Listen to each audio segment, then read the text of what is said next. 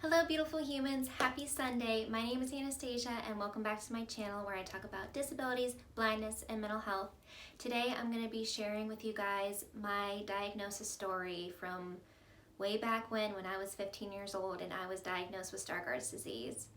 So if that sounds like something you may be interested in, please stay tuned.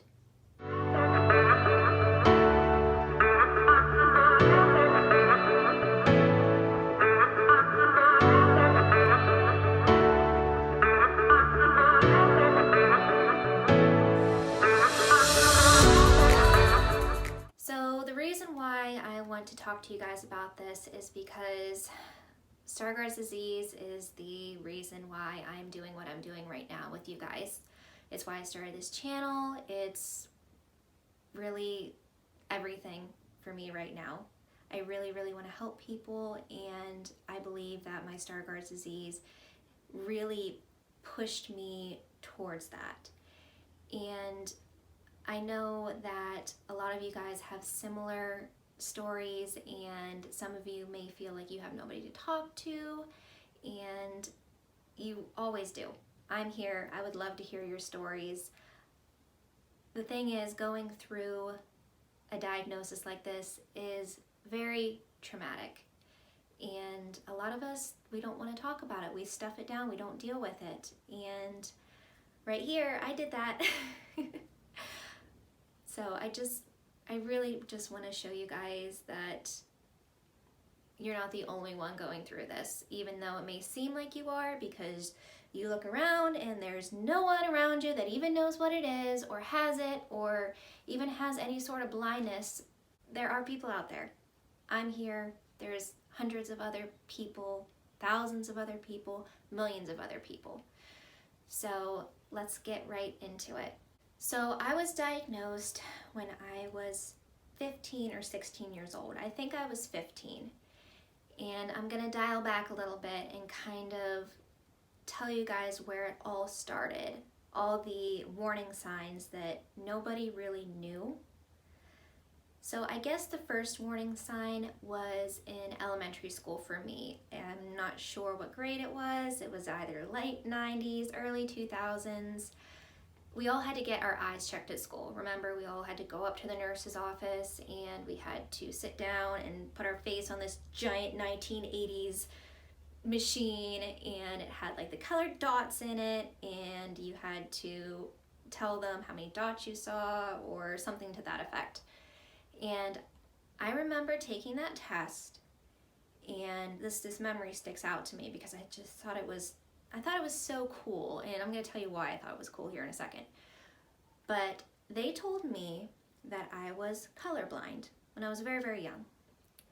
Now, women generally are not colorblind. It is very unusual for a woman to be colorblind. But I knew that my dad had color issues, and he was colorblind too. So I was like, oh, I'm colorblind like my dad. That's kind of cool. And I was little, like I didn't really think it to be a bad thing, and nobody else really thought it to be a bad thing either. It's just, oh, she's colorblind, she must have got it from her dad. But that's not how that works. That's not how any of this works. I really think more people need to be trained in genetics, especially when you're working in healthcare, like the nurses that were giving me my eye exam. They should have known, okay, this is a little strange, maybe we should delve more into this. Again, this was also 20 years ago, so I mean, we've had a lot of advancements in 20 years.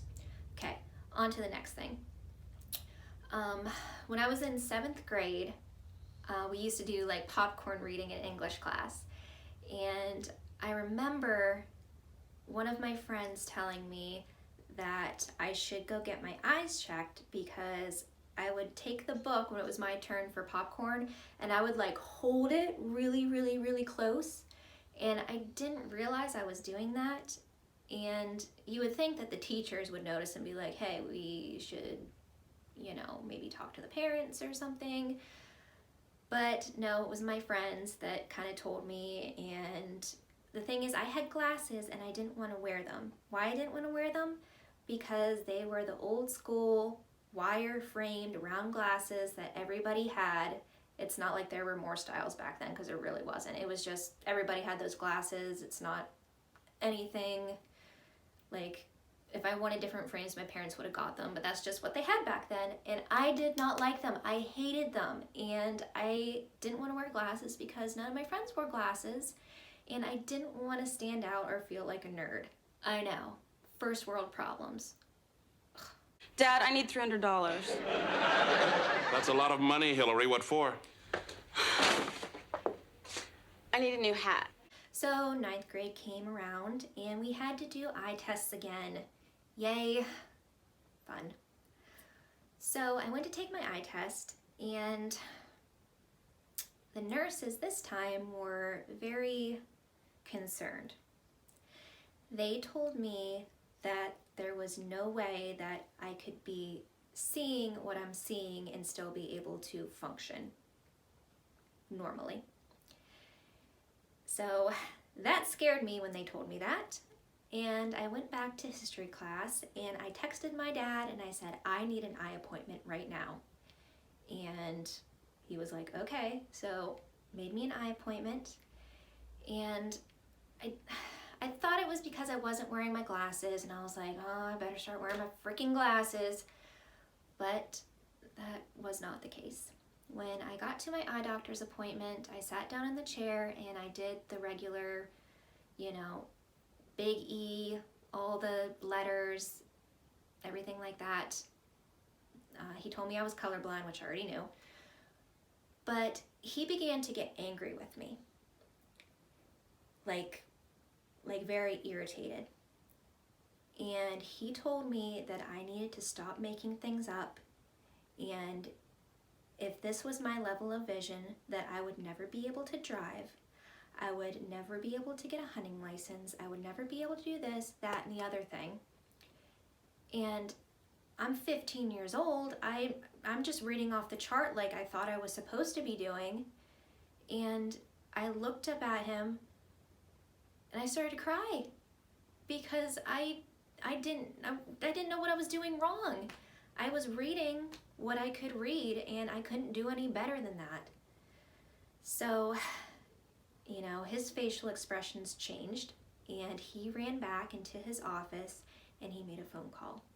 And he did this with such haste that it scared me and my mom. And, well, then all the other doctors came.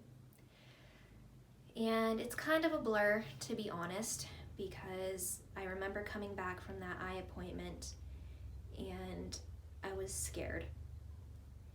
And I don't remember much after that until I went to my next eye appointment, where I kind of sort of got a diagnosis of legal blindness, but we didn't know why. And at that point, I'm thinking to myself, I'm never going to be able to drive. I'm never going to be able to go hunting. I'm never going to do this. I'm never going to do that. Am I going to wake up tomorrow and not be able to see anything? And it was awful. It was terrible. It was one of the worst experiences of my life. While all my friends, their worries were, who was going to win on America's Next Top Model and picking out what was going to be their first car and, the flavor of the week guy that they liked. I was not worried about any of that stuff. I had to grow up like that overnight because my worries became, am I going to be able to see? Am I going to be able to have children? Am I going to be able to see their faces? Am I going to be able to do anything? And my mindset quickly shifted. Quick shift. And I remember I went to see a few doctors at Pittsburgh Children's Hospital, and I really can't remember what the procedures were. I kind of blocked them out of my head, the things that they had me do. I just remember I did lots of tests. I remember being injected with yellow dye. I remember having like this kind of like dental floss thing on my eyeball, and they did tests that way. I remember things being injected into my eyes, It was awful. It was awful. And I remember when my dad had to sign the waiver for the ink injection, he had to sign a waiver because there was a death that happened after the injection. And I don't remember if it was directly linked to the injection or not. I don't think it was. But I remember hearing the doctor tell my dad that, and I'm like, oh my God, great, now I'm gonna die. It was awful. It was traumatic. And in 9th grade, we finally figured out what it was. It was like, okay, we are pretty sure that you have Stargardts disease. And I didn't want to know what it was. I didn't care what it was. I just wanted it to go away. Well, it wasn't going to go away because there's no cure. There's nothing you can do about it. You just need to wait for it to level out and see where your vision's going to end up. So my teenage years were very angsty, to say the least. I felt alienated from my friends because we didn't have the same concerns. You know, I mean, I still like to have fun. I still like to hang out with my friends. I still loved all my friends, but I was silently dealing with something that nobody else could relate to. And it was scary, it was lonely, and sorry.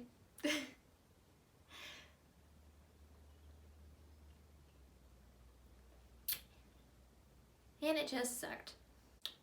I had to end up switching schools because at the time I was going to a Catholic school, and a lot of things had to change for me when it came to my academics, and for whatever reason they could not supply the things that I needed. So in 10th grade I had to transition to the public high school, and I remember when I had to do that, it didn't bother me. I didn't really feel any sort of way about it. I know most kids, when their parents are making them switch schools, it's like, no, I don't want to go, I want to stay with my friends. I didn't care. I didn't care about anything. I really didn't. I wanted to do good in school, and that's the only thing I cared about. I would come home and I would sit down in front of the fireplace at my parents' house, and I would get all my homework out, and I would sit there for 4 hours and I would struggle through it. I had to have these books that were like this big, like they were the size of my torso. And I remember carrying those around, and I was so embarrassed. I thought everybody was looking at me. I thought people didn't like me. I could never find my locker. It was awful. I remember I had to put sticky notes on my locker because I could never find it. And looking back now, I know it was just stupid boys being stupid boys. Sorry, you guys do some silly things. But people would draw dick pics on my sticky note. It's funny now, but then I was like, oh my God, they hate me, and that's why they're doing this, and no one likes me. I don't have any friends. I'm the weird girl. I'm the girl from the Catholic school that doesn't have any friends, and everybody already has their cliques, and I'm the blind girl, and this just sucks. I don't want to be different. I don't want any of this. And I did make friends. I really did. It took a little bit, but I ended up having some very good friends. I had a very small friend group, but that was fine with me. And I ended up meeting a wonderful, wonderful man, and we dated all through high school, and I was good with that. But I still struggled a lot in myself with, what am I gonna do when I grow up? Like, it's coming quick. I mean, I'm gonna be 18 in like 3 years. What am I gonna do? What kind of job am I gonna be able to have? When is this gonna level out? It was rough. I remember my vision, it was slowly deteriorating. So that's why I didn't notice when I was younger, because it was such a slow change, and I instinctively kind of adapted to my vision dialing back. So I noticed that when I think about it, I started to listen to what the teacher was saying, and I would write down all my notes instead of looking at the board. And I kind of started to do a lot of things by listening, and I just held my books closer, and I didn't realize it. And I was holding my phone like this, and I didn't know. And I mean, that was the reason, because my vision was getting worse, and I was just slowly adapting without realizing it. I mean, humans are amazing creatures. We adapt to our surroundings so we can survive, and it's kind of like on autopilot a lot of the time. So it was a lot all at once, to be honest. I wish that I could pull more memories out for you and have this more in a sequential sort of way, but when you go through trauma, it is very, very hard to pull those suppressed memories out, because that's what you do. You suppress them because they're too hard to deal with. And that actually makes it worse, because later it turns into something much bigger than what it was originally if you could have dealt with it back then. What I recommend for anybody that's going through this is to honestly seek out some sort of therapy. I know that I was totally against it because I didn't think anybody would understand me, and that was just negative thinking. And the negative thinking brought more negative thinking, and that's what it does. So if you can at least have just a little pinprick of positivity, you can push yourself towards that, and you don't have to struggle as long as I did. You don't have to struggle for 10 years like I did, trying to figure out your place in the world, trying to get your self-esteem back up, trying to feel like you need to fit with everybody around you. If you get help now dealing with that, you're not going to have a decade of pain like I did. I'm here to tell you guys, stop now. Don't do that. Don't not talk about it. Don't pretend it's not there, because it's just going to get worse when it finally pops up and it's like, hey, I'm here. I'm still here. You need to deal with me. And we all need to deal with things in our lives. And I'm just here to tell you guys that you're not the only one dealing with it. And that's not to minimize how you feel. That is to make you feel better, to know, oh, I do have somebody to talk to about this. And even though our situations may not be exactly the same, even though our vision levels may not exactly be the same, because it's not a one size fits all, there's somebody that's been kind of on that same trail. And that's what I'm trying to do here. That's why I'm doing what I'm doing, to create a community of the little people, of the people that feel like there's no one, of the minority group of this percent, because there's not a lot of us out there. There's not a lot of people with Stargardts disease, and there's not a lot of people that live with blindness. So I hope that was helpful. I hope that you guys got something from that. I could really make this video go really, really long, but I'm not going to do that to you guys. I have more things that I want to talk about, and we'll probably dial back more into my diagnosis and things I dealt with, but I can't remember everything right now, and this will just lead into more videos, which I think will be great for everybody. So if you like this, please like, comment, share, and subscribe so I know what kind of content you guys want to see. Make sure you comment, let me know, tell me your story, because I would really, really, really like to hear it. Thanks for stopping by, guys.